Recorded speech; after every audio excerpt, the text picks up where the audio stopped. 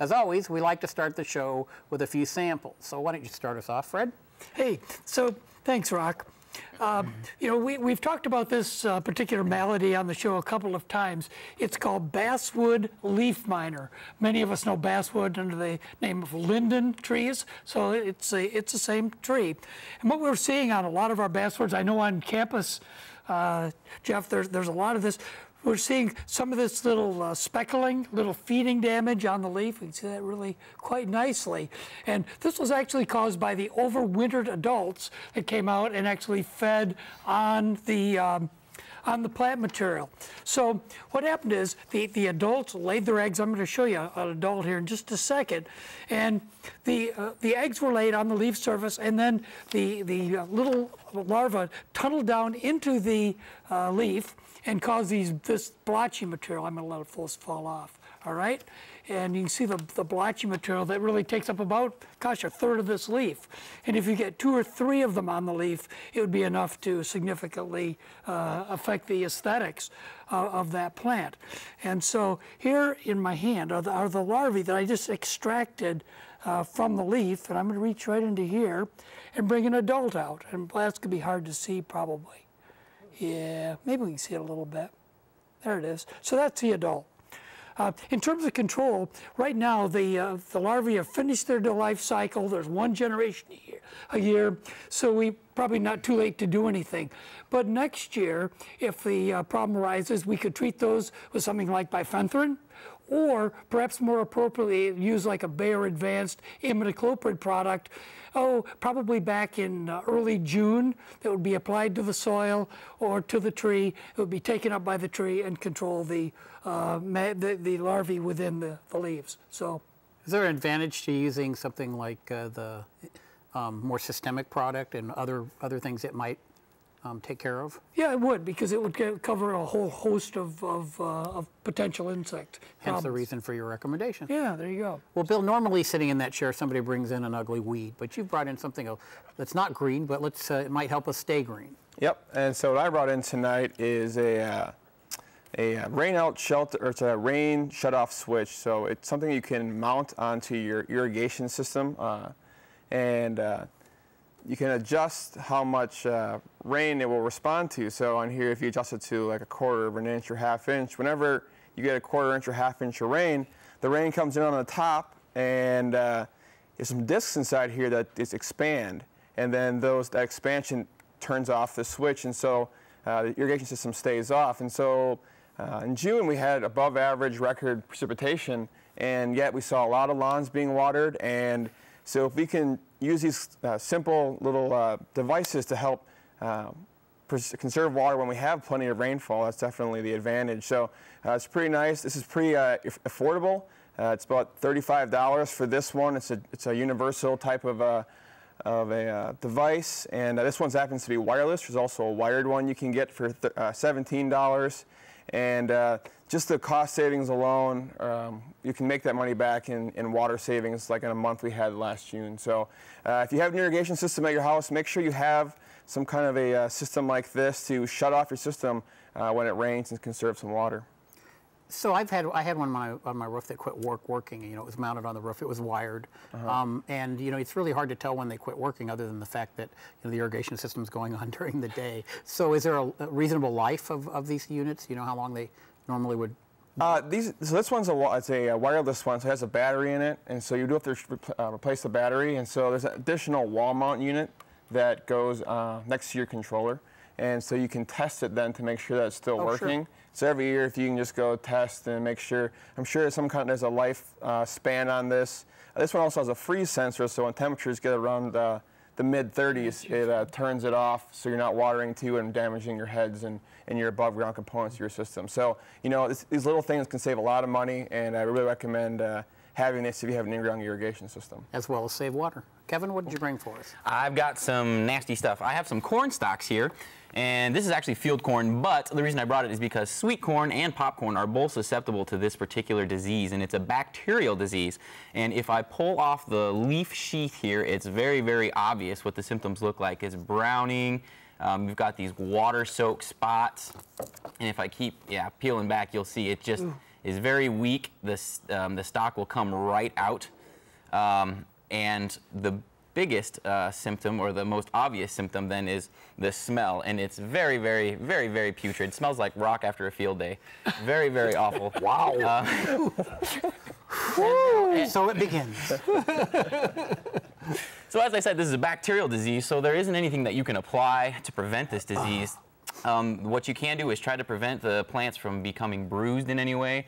You can't stop the hail, but this disease pops up a lot after hail events, but can also come in if you just somehow physically walking through or taking machinery through the garden. If you wound the base of the stalks, this bacterial disease can get in and start doing this. So it's a very nasty disease. If you're looking at the whole plant, what you'll see is stunting. You might see some chlorosis or really, really large brown lesions on your leaves, and that's a good indication that you might have this stalk rot. So go down to the base, peel back some of the leaf sheaths if you see this nasty brown, and you'll even see it if you look at it like a cross section of the stem. You can see how brown that is. That's not supposed to be brown. Stinks. So it's really nasty, and as the guys here can tell you, it smells really, really nasty. So bacterial stock rot, if you do get this in your garden, make sure you either remove all of that residue or till that residue into the soil so that it breaks down that bacterium, so that in the future you'll be able to plant sweet corn back in that same spot. Thanks, Excuse me, in Kevin. the garden. You bet. Jeff, what do you got down on that end of the table?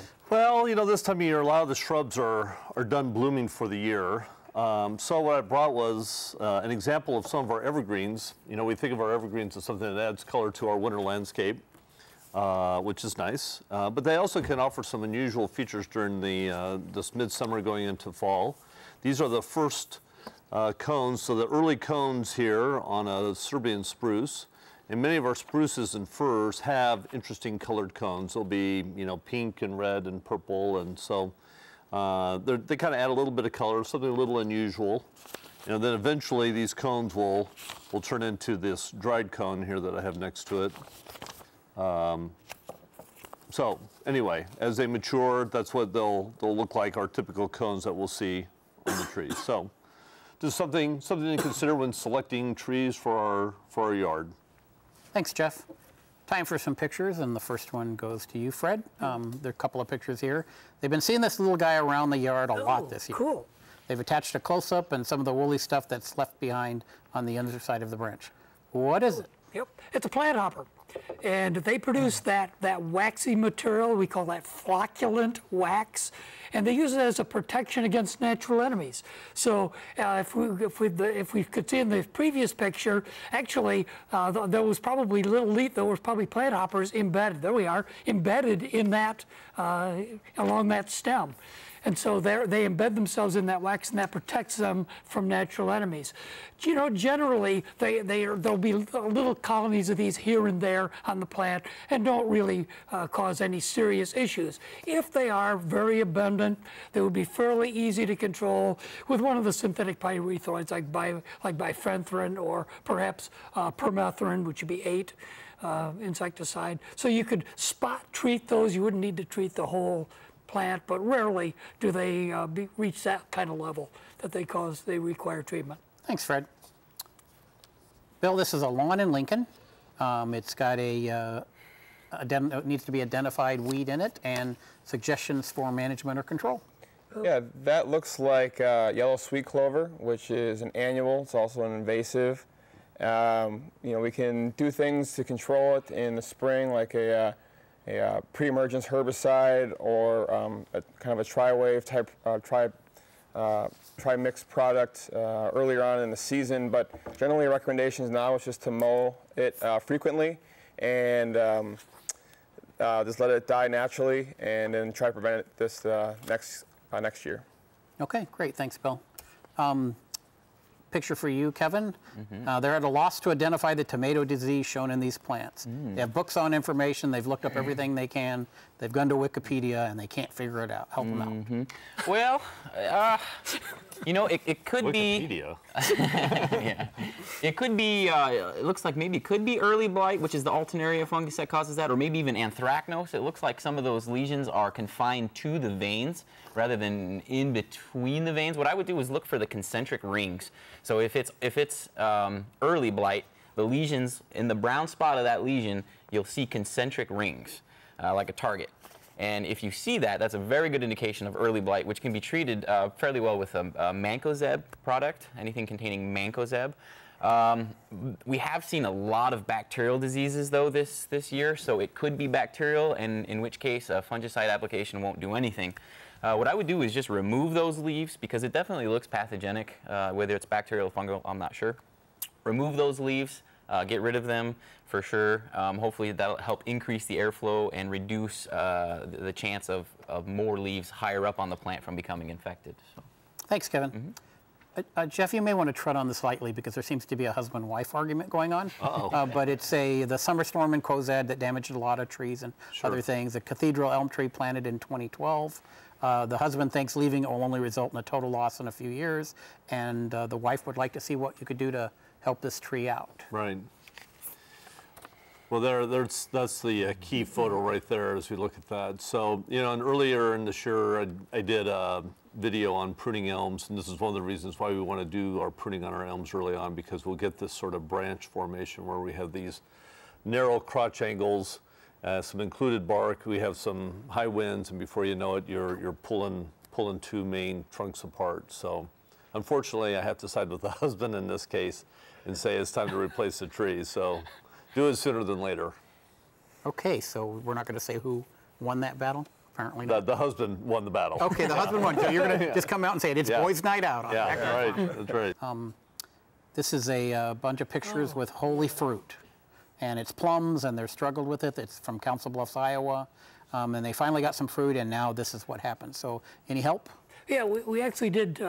Kevin and I have talked about this in a little bit, and we have looked at it. Part of the question was that they thought that maybe it was being caused by a worm because there were the large holes at the stem end, but they couldn't find any kind of caterpillars or worms. So a couple of thoughts. One, you know, this is a dwarf tree, and it might have been even one of the climbing cutworms that went up and chewed those holes. So that would be one possibility. What I note is that those holes now would be perfect for spotted wing Drosophila, that new fruit fly that's affecting our fruit vegetables. So again, that's something that the viewer needs to be watching out for. But it also might be a disease. It's possible. Plum does have a bacterial leaf spot that it can get, but it's typically on the leaves and not on the fruit. And I don't think it's a host for scab. So in terms of pathogens, I'm not really sure. What about birds? Can a bird take a hold in there? A bird could, so it could possibly be birds. But what Kevin and I sort of agreed on was that probably the viewer needs to go on a spray schedule with a fruit trees material that contains both an insecticide and a fungicide. Those are available at any of the nurseries. You know, and go on a regular spray schedule. Again, the first application shouldn't go on until after the petal drop to make sure that we protect our pollinators. But, you know, probably that would be the best approach. But so we kind of stumped the experts here. We aren't quite sure, particularly because they couldn't find any insects. Exactly. So nice tag team answer. Any value to them sending in a sample? Yeah, I think so. Sure. We could at least eliminate some things. Yeah. Okay, perfect.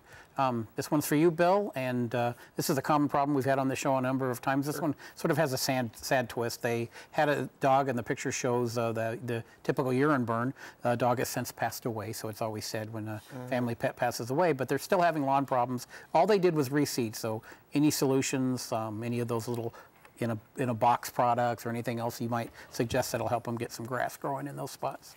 Sure, it's definitely a problem I'm having at my house right now with my own little puppy. I get these urine spots. Mainly they occur because the urine has high salt content and a lot of nitrogen, and so that nitrogen stimulates the grass to grow vigorously. And so sometimes when it grows really vigorously, it can actually make the soil hydrophobic, or mean the water can't get into it. And so if they're having problems getting seed to germinate there, it may be because the water is not being able to get into the soil. So one thing I would do is just kind of dig around that area, look at the soil, see if it's got any kind of, if it's wet at all, if it's dry, and if it's dry, try to poke holes in it, maybe even use a little bit of dishwashing soap, like 1 ounce of a Dawn soap per gallon of water, pour it in to help get the water to go through there, and then just go with some kind of a seed in the fall, and then some kind of a mulching material to help to get those spots to recover. But I think if the other grass isn't really moved in there, it's kind of suggesting that there's still some salt there and maybe some water permeability issues going on with that lingering response. That's better than any answer I've ever given on this show. I'm a little embarrassed, but we'll move on. Kevin, don't be agreeing with that. It is, that's right. Okay, so we have a creative writer on our hands. So they said, see attached pictures for a plethora of proliferation, which I can barely say, but they had a quintillion little mushrooms in the corner of the garden. Won't do anything if they're not a problem, but will do something if they believe it to be a problem. Oh, yeah, I don't think it'll be a problem. It's hard to identify them for sure. They look like, and there's about 600 different kinds of species that'll look like that, but I think I've narrowed it down to they're either a pinwheel type fungus or a crumble cap. What I would do is look at the stalk. If the stalk is black, it's likely a pinwheel. If it's white, it's likely a crumble cap. Neither of them are highly poisonous, but they're not. I wouldn't recommend eating them. But I wouldn't feel the need to get rid of them because they're poisonous. They're cool to look at. I would enjoy nature's wondrous pageantry. There you go. Right, Fred? To quote an entomologist that we all know and love. This one's for you, Jeff. What's plant identification? Real simple. What is this? Okay. They're perennials in their yard, apparently. Yeah, and they, I think they had a couple of pictures here, and these have come up, and they weren't really sure what they were, and it looks like Ohio buckeye to me. And so what I'm suggesting is that they probably have a buckeye in the neighborhood within two or three houses there, somewhere on their block. They may never have noticed it, and the squirrels have just transported one or two and placed them in their yard. So, Time for some questions. Fred, you're up first. Is it time to spray my spruce trees for bagworms, or when is the best time? This is an Omaha viewer. Well, we like to get control of the bagworms before they're about half an inch long, and so we're getting there. And so they're probably about that, or maybe even a little bit bigger right now. So go out, check, and if they're a half an inch long or longer, time to treat them. Okay. And again, something like bifenthrin works very well. Perfect. Thanks, Fred. This one's for you, Bill. They built their house in the middle of their son's alfalfa field. The main question is about their garden. They curled up a great patch of ground, planted row after row, and had lots of rain. Now all they have is grass. What can they do about it? They're looking to get rid of the grass in the garden. Yeah. If it's all grass and not much of a crop, the question is, do we really need to, as much as we can do, aside from just round upping and hoping again next year. I have a real hard time trying to figure out a better way of taking care of the grass in the garden. I think it's a new seeding, et cetera. Yeah. It's just going to take them some time. Yep. Thanks, Bill. Kevin? Yes, sir. Bottom leaves have black. Wait a minute. This is. Excuse me. Tomato. This looks like pear leaf. Sorry. Specks on pear leaves. Bottom leaves have black specks on the bottom of the leaf. Top leaves do not have the specks. On a pear? Did I say pear? Yeah, I think you said pear. so. Okay. It could be an early infection of either rust or that entomosporium leaf spot we talk about. Both are pretty common here on our ornamental pears. And when they start out, they could start out as just a small black speck. If it's raised or a rumpant, it's likely. I guess it could be either of those. It's hard to diagnose without seeing it, but like I said, it could be an early infection. Either one of those diseases are controlled or can be kept in check by an application of a propiconazole type of a fungicide.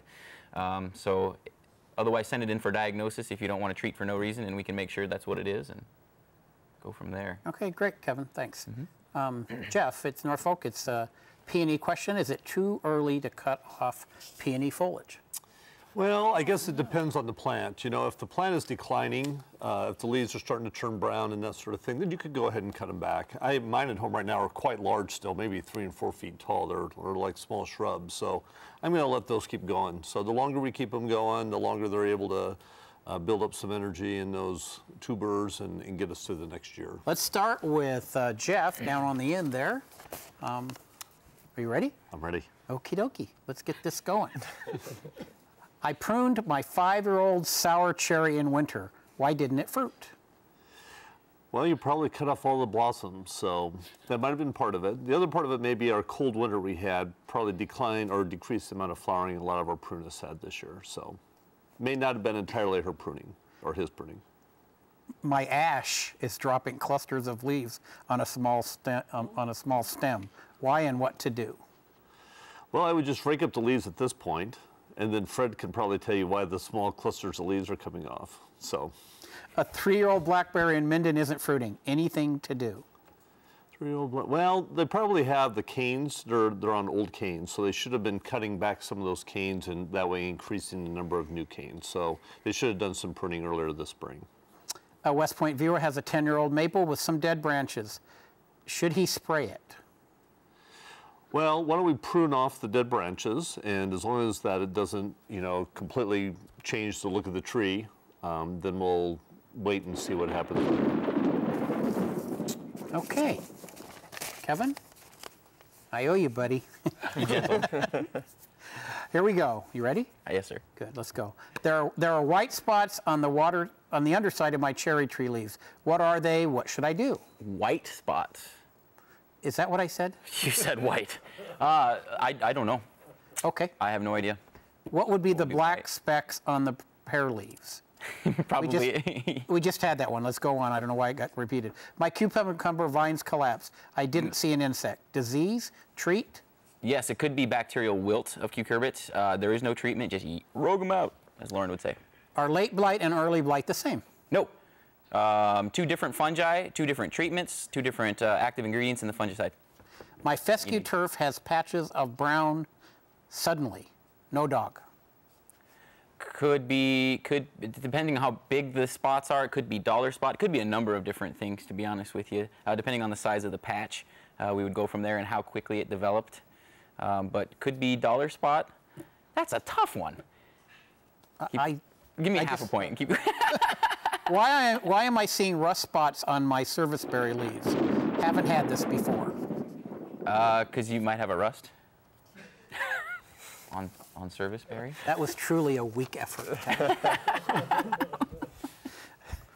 Ready, Bill? Yep. All right, let's see what we can do here.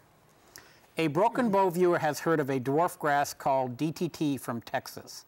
Can we plant it in Nebraska? DTT is a tall fescue variety, and we do recommend tall fescues in Nebraska, but generally on eastern half of Nebraska. So Broken Bow is kind of in that area where it should be between Kentucky bluegrass or turf-head tall fescue. What can I spray for clover in my lawn that isn't 2,4-D? Well, 2,4-D doesn't really work for clover that well, so it's something like quinquayac works pretty good for clover. How early in August can I seed fescue in Ogallala? Ogallala, we're probably looking at mid-August is probably good for a homeowner to be seeding. Okay. Is there anything I can spray on spots where dog urine burned the lawn? We already answered that one. Will good certified seed still be available in fall, or is it only in the spring? Well, generally it should be available in the fall. It might be harder this year because we have so much winter kill that a lot of the stocks are a little bit low, but I'm thinking that we should still be able to find some good certified seed. I aerify my lawn. Should I also power rake? It's bluegrass. No, I wouldn't. I would just do the aerification unless it's really, really thatchy, and then maybe do both, but I wouldn't do that. Okay, nice job, Bill, for your first time out of the gate. Thank you. Yeah. Ready, Fred? Ready. Ready, okay. I was going to do the lunch meat thing. But. Yeah, but that's not yours. A Grand Island viewer heard it is time to put grub control down. Yes or no? Actually, I'd like to have seen it gone down about a week or 2 ago, but still would be plenty of time. So get it on this weekend. All right. Are there aphids that attack hardy hydrangeas? The leaves are curling. Could be. Hydrangeas are subject to aphids. So what you do is open up a leaf, check inside. If there are aphids there, spray them out. Bagworms are 1/4 inch long. Is it too late to spray? No. When will cicada killers appear again? Very soon. They're already building their nests. So if you're going to get them this year, you'll see them. This is a two-parter. What keeps them away? What keeps them away? Change the habitat. So all you have to do is sort of remove that sandy area and they'll go somewhere else. Where are or were the June bugs this year? I had plenty of them in my house. Are squash vine borers and stink bugs the same critter? No. So you've got time to say why they're different. I don't have time now. Okay, you don't have time now. Wow, Fred cleaned up. Well, I did. So we've got plant of the week. Jeff, you're going to tell us a little bit about another wondrous bounty of nature that Gladys has brought in. Gladys brought us two things here. The yellow one here in front is Gloriosa daisy. So it's a yellow cone flower. And some years this will grow to 10 feet, she said. So there's many hybrids of this particular plant. You know, they're relatively short-lived, but they like full sun. You can start them from seed. That's what she did with these. Then the tall one is a Gooseneck Loosestrife. And again, she says it likes moist soils. So you may see this if you have kind of a lower area that's a little wet. This may do pretty well in there. So if you've had a hard time finding plants in there. It can be a little aggressive. It can spread a little bit. A little. Yeah, in the right situation, it can be a little aggressive. So, and it can tolerate some partial shade. So again, you know, if you have a hard place in your yard that you need to fill in, and you don't want to grow grass, not that there's anything wrong with turf, but you could plant this. Really? I'm trying to stay on your good side. We've got some pictures, and once again, Fred, you're going to get the first one. Oh. But actually, this is Kevin's niece. Sent this wow. in. Found this here in Lincoln in the backyard. Would it be a great one for the bug people? Oh, wonderful. It's a stag beetle. And they're native to Nebraska, and they're actually fairly common. You often will sometimes see them at lights coming. What's really interesting about this, they're really important decomposers in a prairie system. You know, they feed, their eggs are laid, and they develop within rotting trees. And so they help break down that organic matter. So very important on the prairie. A stag beetle. What a great picture. That was wonderful. Another budding entomologist. Yes. All part of nature's wondrous pageantry. Let's move on. Let's move on would say. quickly. In this picture for you, Bill, they previously had zoysia grass. Does anyone really actually previously have zoysia grass? Yeah. That they completely killed the turf with multiple applications of glyphosate. They reseeded this fall, and now there's something coming in, and they'd like you to take a look at it and tell you whether it's a weed, whether it's what they want, or whether it may be zoysia grass. Based on the pictures, it looks like it's zoysia grass. You know, they said they tried to make sequential applications of Roundup last year in the fall, which is what you'd like to do to kill the zoysia and then reseed. But they may not have gotten it all. Zoysia's got a lot of rhizomes, stolons, a lot of potential to store energy down in the soil, and so it looks like it's more zoysia, and there's probably going to have to be controlled with Roundup, and then just reseed those areas as required. Sequential applications of glyphosate is what's really needed here. Okay, Kevin, this is a hawthorn, and you know, they're new to the home in Lincoln, and the location is they're in the near south neighborhood. It's on the south side of the house in a location that gets sun for most of the day until evening. The tree just isn't doing all that well, and they're wondering whether there's some disease involved or it's physiogenic, as, That's an interesting as word. Dave Weissong used to say.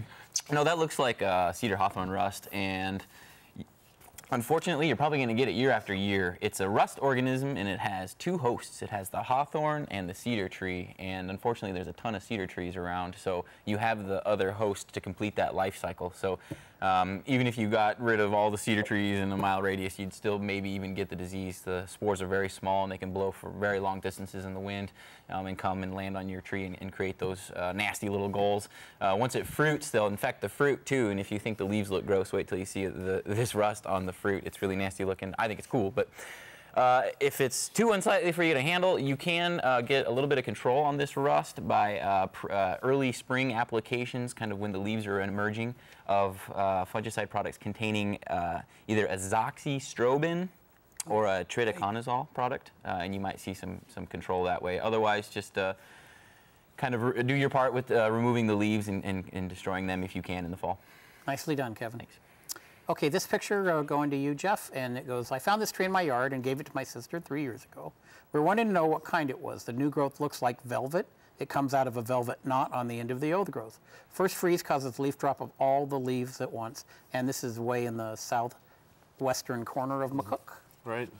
Looks like black walnut.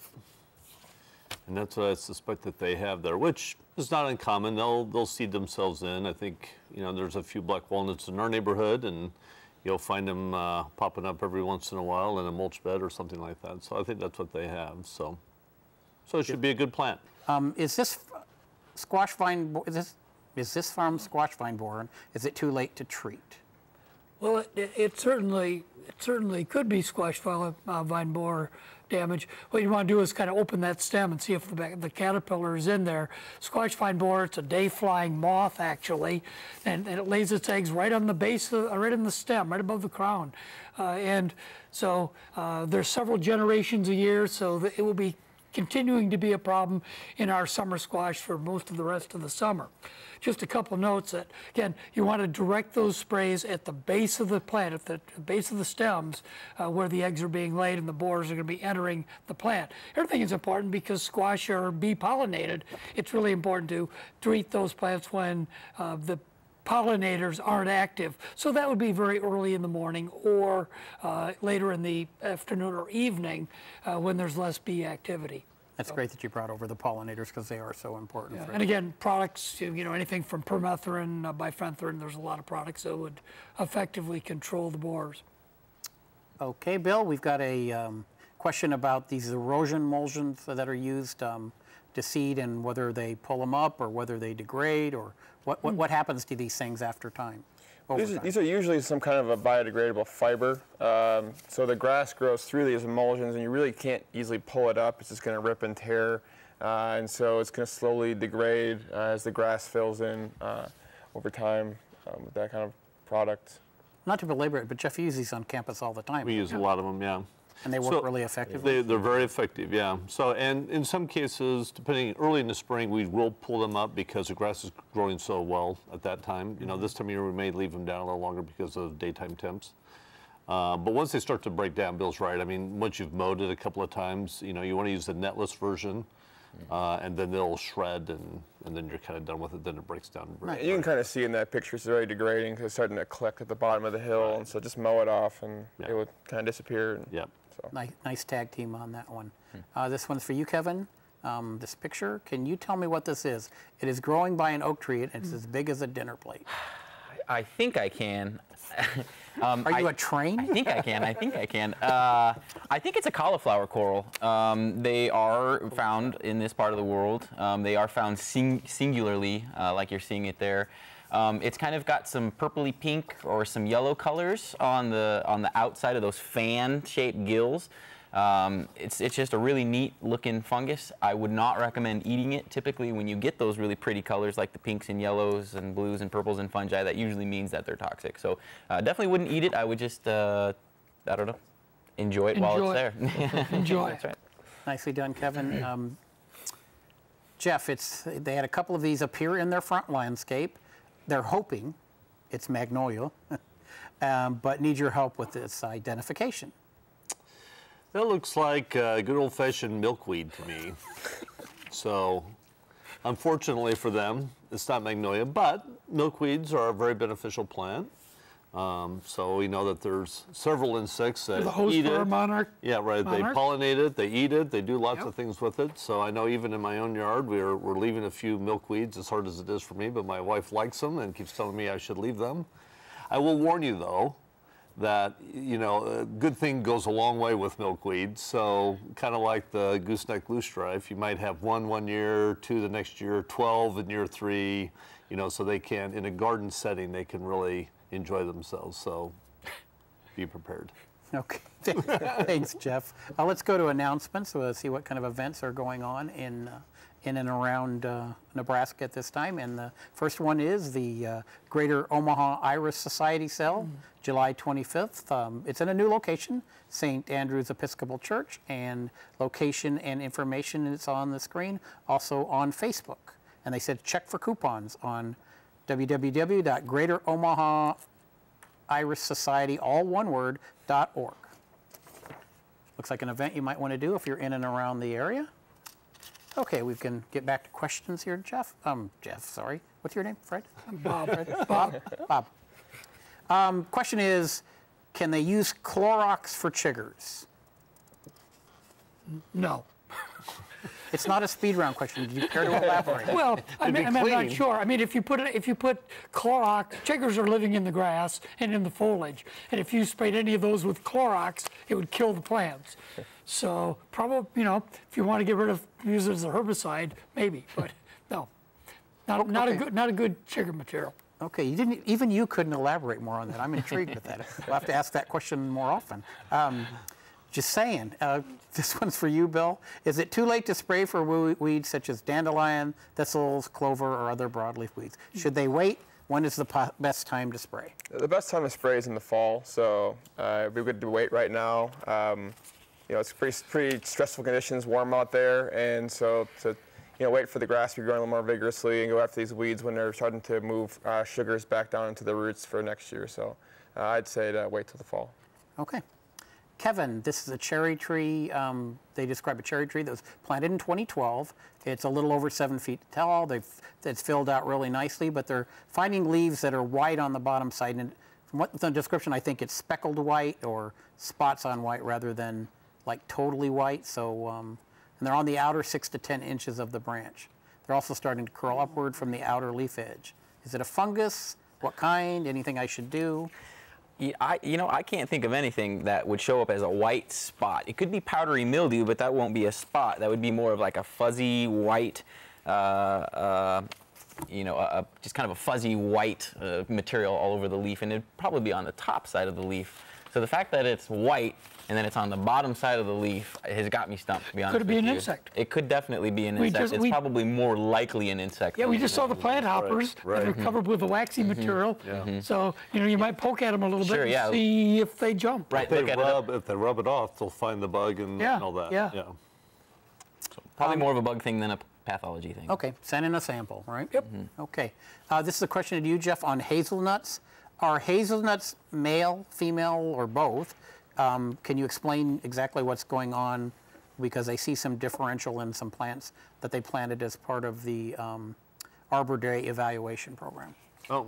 There seems some genetic diversity, apparently. Okay. Well, I know with hazelnuts, you're going to get a better fruit load or nut load if you have some cross-pollination, if you have a pollinator with your parent plant or your main plant. So I think it's important if you're selecting a particular hazelnut, whatever it might be, that you do look and investigate what the appropriate pollinator would be for that. So having had different hazels in my yard over the years, now that I have about 5, I'm getting fruit every year from these, where before it was pretty sketchy when I had just one. So it helps to have more pollinators when it comes to something like that.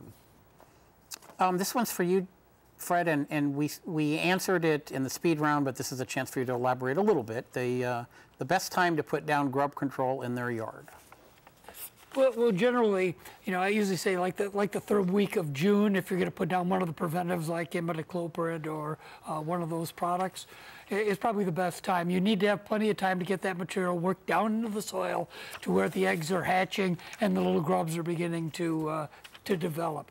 So, if you were going to go to a rescue type treatment, that would go on, probably the 1st week of August, if you're going to use something like Dilox or one of those products that you apply topically to the soil and then water in. So, again, you probably have a little bit of flexibility yet, but we're getting right along into July, so we don't want to wait too much longer. Okay, thanks, Fred. For you, Bill, how do you get rid of cattails?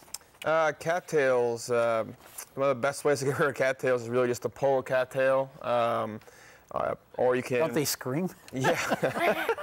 Or you can take a weed eater or shears and try to cut them down. There are some herbicide options like diquat or glyphosate that also can kind of burn down cattails, but generally if you're not addressing why they're there, if it's a low wet area, you're going to be battling cattails and you're going to constantly be fighting to control them. Okay, great. Kevin? Downy mildew on Impatience, how to control, and is there a product that homeowners can get? Oh, yes, I'm sure there is, and I would ask them to ask that question again on a later show, because I know there is a product out there that's specific for downy mildews, and I apologize, but the name escapes me, and the active ingredient escapes me too, so please ask that question. It's a great question. Ask it again on a later show. Don't give me that look, Rock. Okay, I'm not perfect. Jeff, this is in Iowa. They planted 4 different varieties of potatoes last year. They all tasted bitter, and they got normal yields compared to previous years. Any idea what would cause bitter potatoes? Boy, I really don't. I haven't had that experience, so I don't know if perhaps that they allowed them to get too dry. I wonder if maybe that might have been one of the issues. I don't know. What do you think, Kevin? For bitterness, You know, if they didn't have any rot or they didn't have any spots, then Right. I'm just thinking of something that might concentrate something Pick in the them too tubers. soon? Yeah? Too early? Maybe too soon, yeah. Fred? Me? So soon? Grandchildren and I are being harassed by biting insects while working on the shed or cutting grass. They want to treat with yard guard. I'm not familiar what yard guard is, but fear harming the many ground-feeding birds, especially the northern flicker. Will yard guard pose a problem for the birds? If so, what are the suggested alternatives? Well, gosh, I guess I'm not really not familiar with that product name, Yard Guard. My guess it's one of the synthetic pyrethroids, and we don't know if it's applied as a granule or as a liquid formulation. But generally, if applied according to label instructions, once the product is dry, on the plant, it doesn't present a problem to the birds and other wildlife. You know, once it's dry. Again, it's important to keep animals, the pets, away, and certainly the kids off it until that product is dry. But again, for chiggers and mosquitoes and things, again, not knowing exactly what pests they're trying to control, it's sort of difficult. Got to get it figured out what it is. Yeah. Okay, we've got one time for a quick answer. Live on an acre. If they live on an acre, about 2 acres left unmowed, then can they cut the tall grass, and they're going to break the 1/3 rule. It's okay to break the 1/3 rule when you're mowing tall grass, especially if you're doing it just a couple times a year. And so that's fine to do that. And I actually recommend doing that if you're trying to thin it out to then make more of a wispy tall grass look.